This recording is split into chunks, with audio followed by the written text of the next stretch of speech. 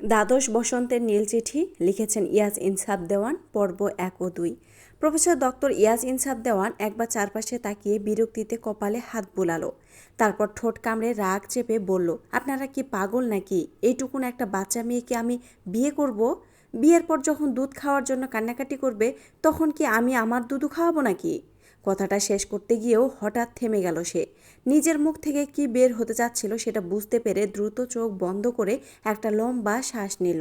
চারদিকে তাকাতেই দেখল গ্রামের সব মানুষ এক দৃষ্টিতে তার মুখের দিকেই তাকিয়ে আছে।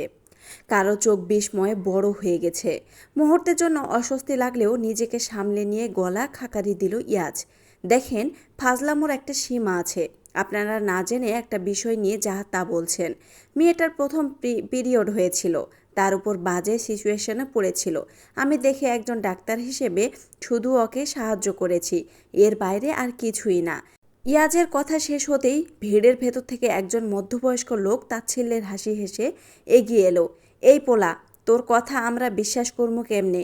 গ্রামের এতিম মাইয়া, মামির বাড়িতে মানুষ সবাই জানে হের মামি হেরে ঠিক মতো দেখে না।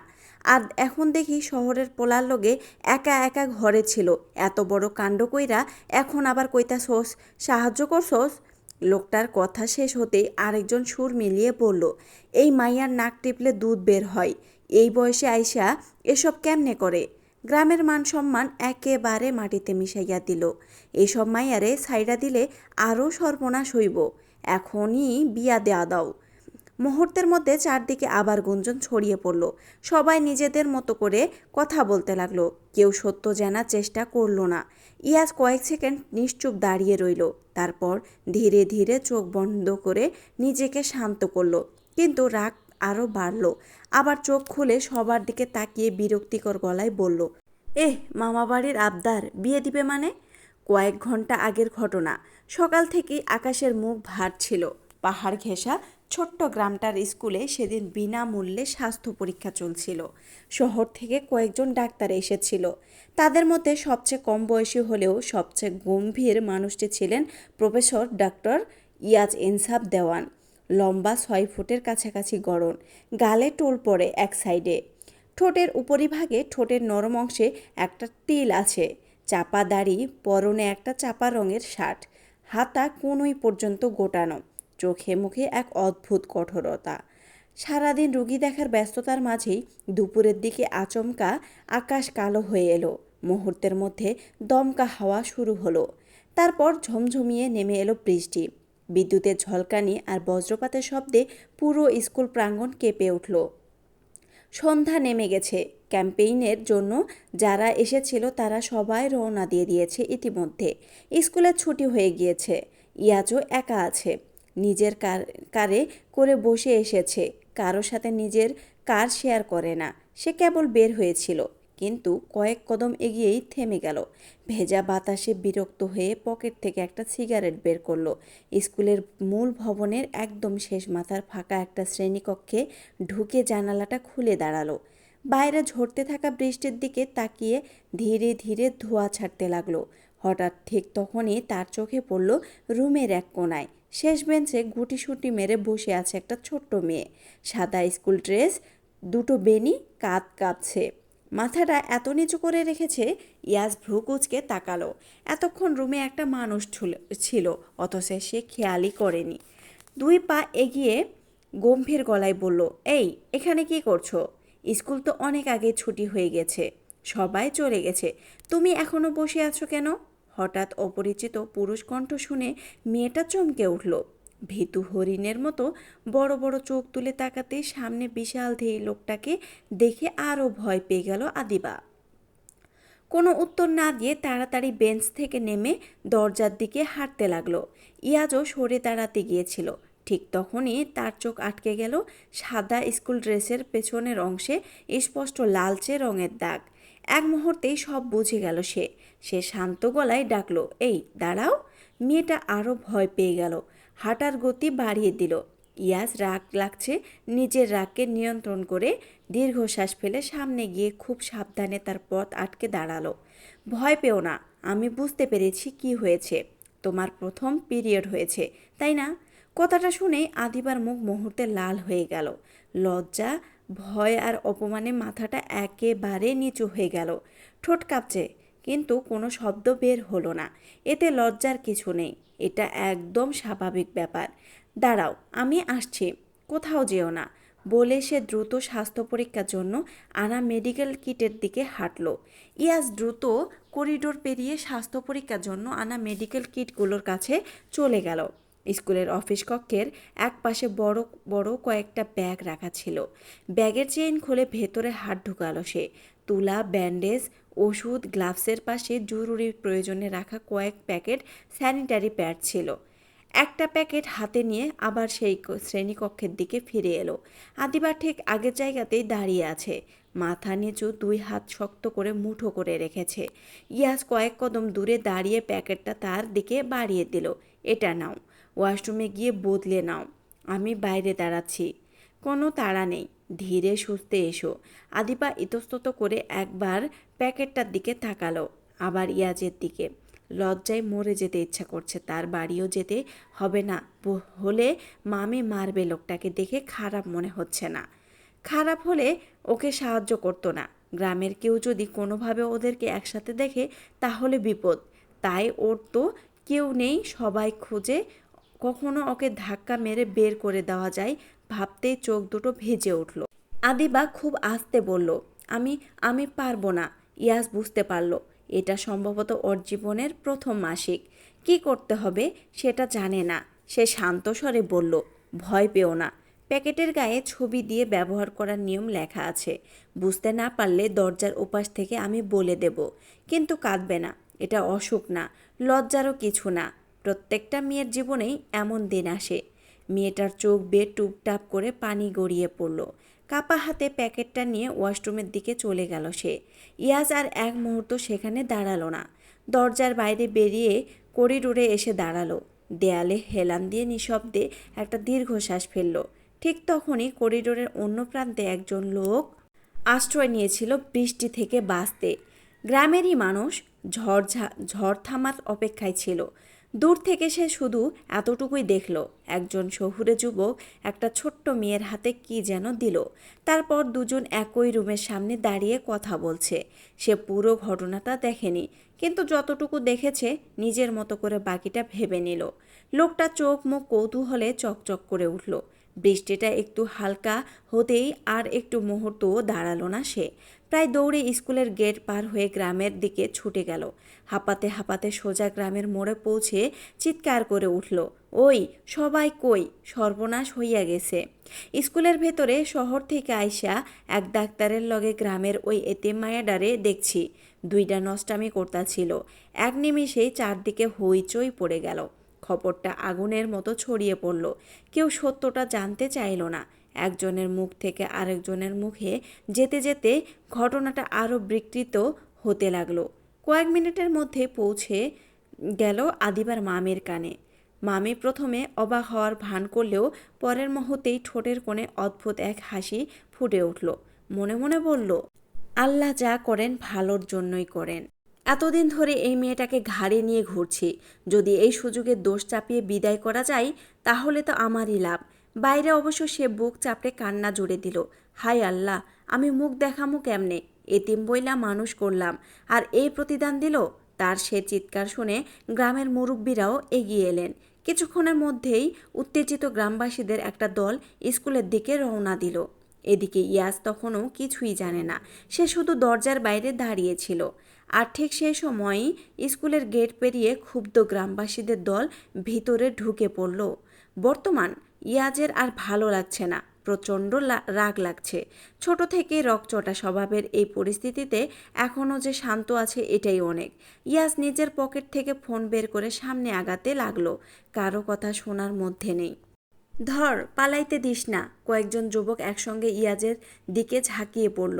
একজন দড়ি নিয়ে তার হাত বাঁধতে এগিয়ে এলো। ইয়াজ বিরক্তিতে দাঁত চেপে বলল, হাত সরা শালা।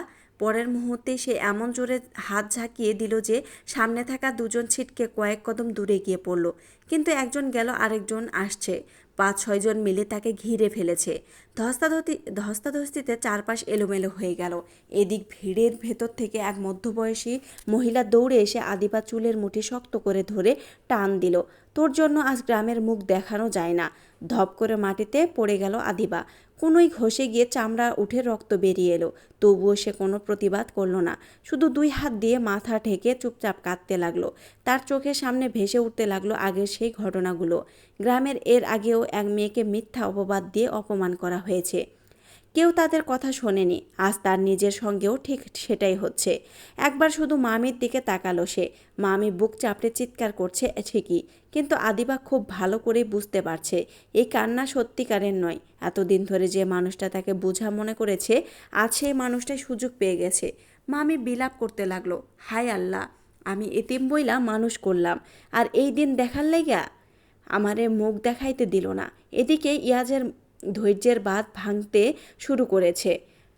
আপনাদের মাথা খারাপ হয়ে গেছে, কি মানুষ মেয়ে মানুষের মতো প্যাচাল কইরে ঝগড়া করছেন?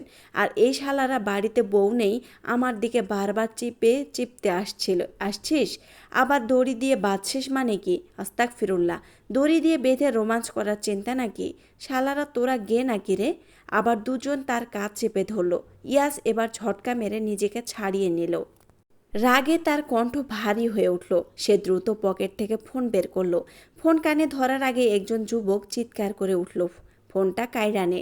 আরেকজন ঝাঁপিয়ে পড়তে ইয়াস বিদ্যুৎ গতিতে হাত সরিয়ে নিল। আমার ফোনে কোনো শালা হাত দিবি না। চোখ দুটো রাগে লাল হয়ে গেছে তার।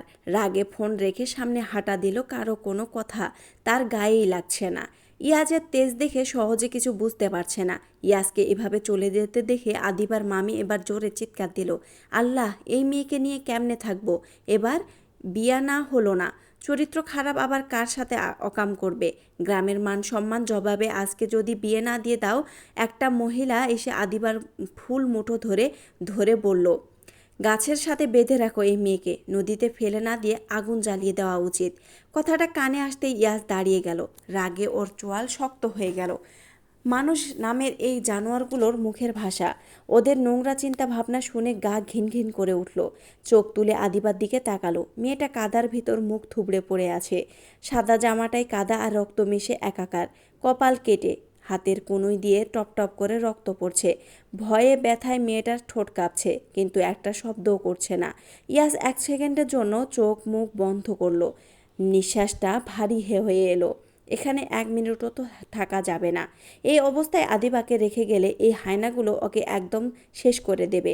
মাথার ভেতর একটাই সিদ্ধান্ত ঘুরপাক খেলো, যেভাবেই হোক মেয়েটাকে এখান থেকে নিয়ে যেতে হবে। পরে কি হবে, সংসার করবে নাকি ডিভোর্স দিবে, সেটা তখন দেখা যাবে।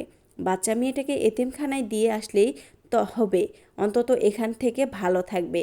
আগে জানটা বাঁচানো দরকার। সে কড়া গলায় কাজীকে ডাকলো, বিয়ে পড়ান, আমি রাজি। কথাটা শুনে আদিবা চমকে মাথা তুলে তাকালো। চোখে পানি, মুখে কাদা আর কপালে রক্ত দিয়ে নিয়ে ওই শুধু ইয়াজের দিকে তাকিয়ে রইল। লজ্জায়, অপমানে আর ওর গাল লাল হয়ে গেল। একটা অচেনা মানুষ ওকে সাহায্য করলো, আর বিনিময়ে ওর কপালে জুটল শুধু অপমান। কিছুক্ষণের মধ্যেই কাজী এসে বিয়ে পড়ানো শুরু করে দিল।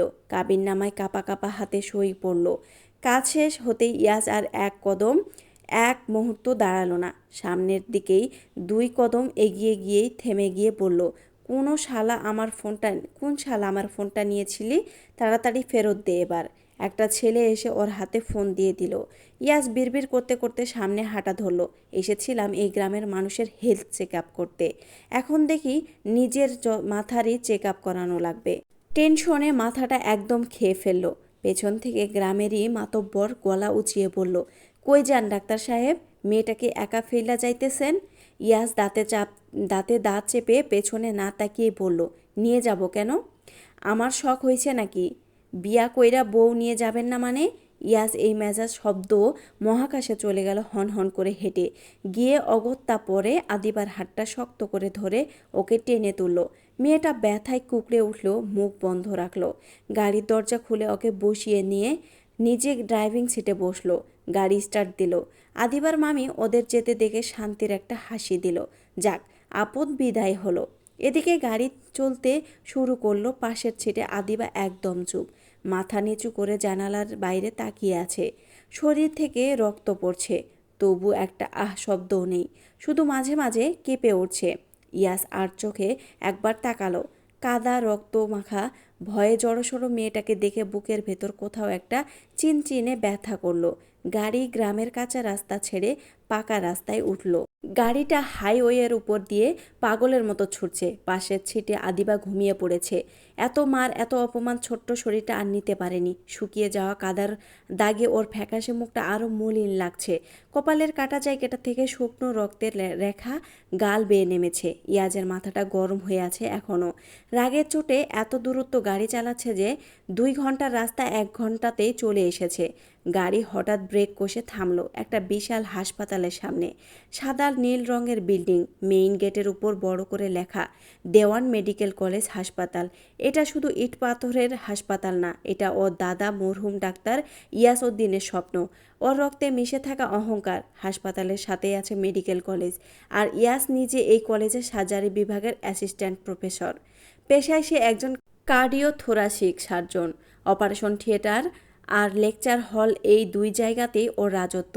গাড়ি থেকে নেমে ইয়াস একবার পাশের ছিটে তাকালো। কাদামাটি আর রক্তের মাখা আদিবা গভীর ঘুমে।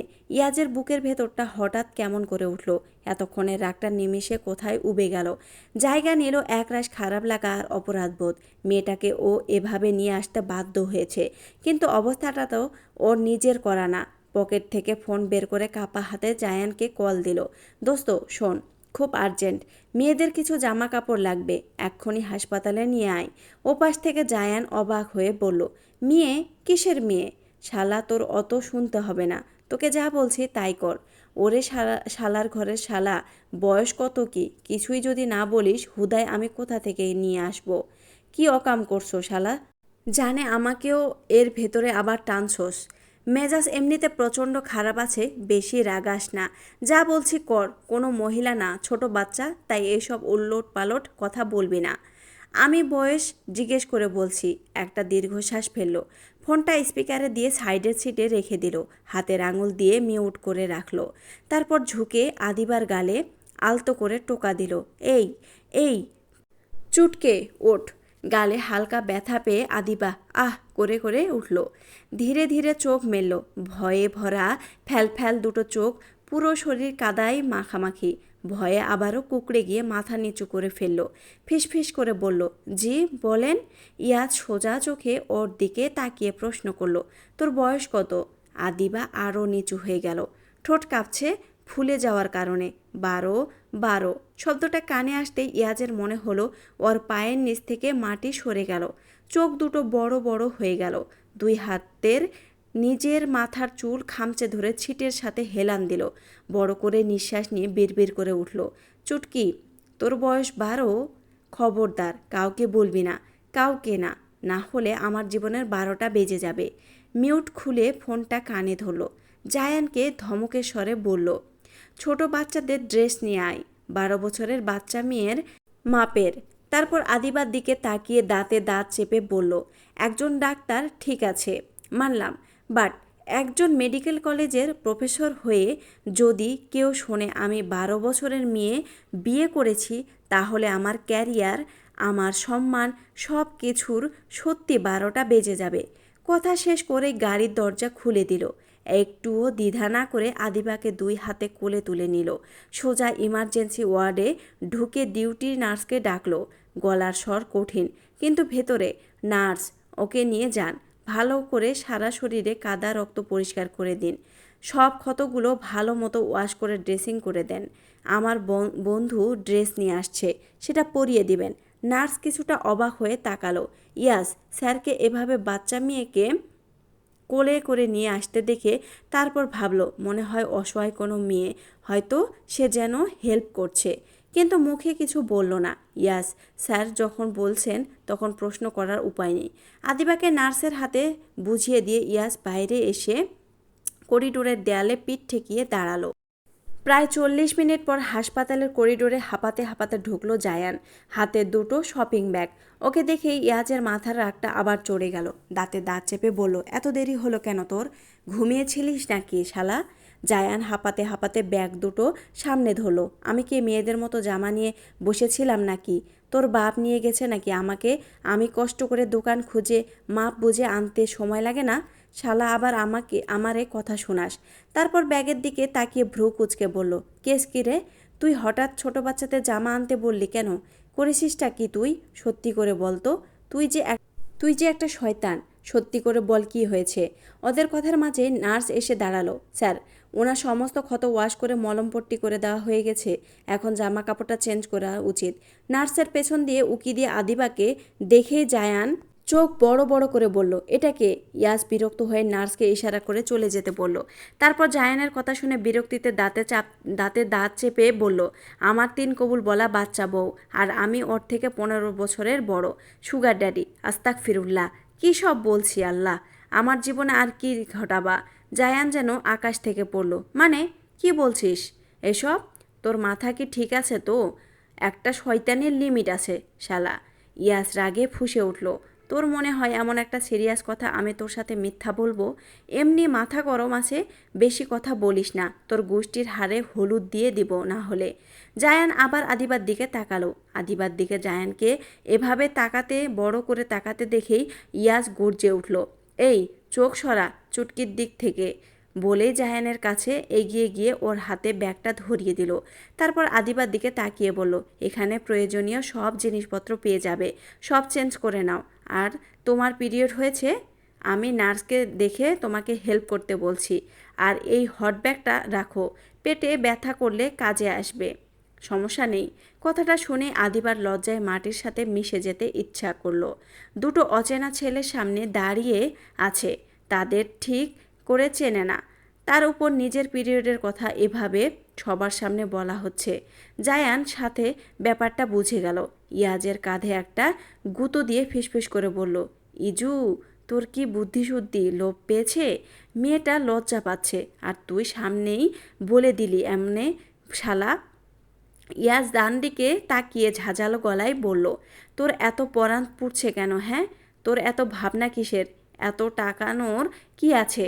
তোর দেখতে হবে না, চল বাইরে চল বলে জায়ানকে টেনে করিডোরের বাইরে নিয়ে চলে গেল। মিনিট দুয়েক পর নার্স ভেতরে ঢুকলো। খুব নরম গলায় আদিবাকে বলল।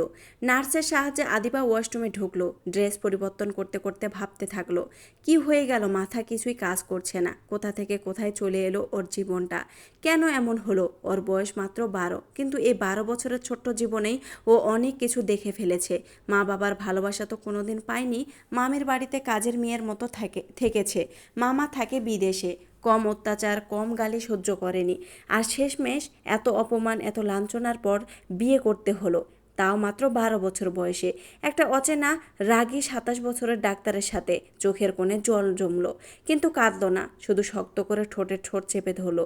ইয়াজের এর কেবিনে বসে আছে দুই বন্ধু। ইয়াজ দুই কনুই টেবিলের উপর রেখে 2 হাতে কপাল চেপে বসে।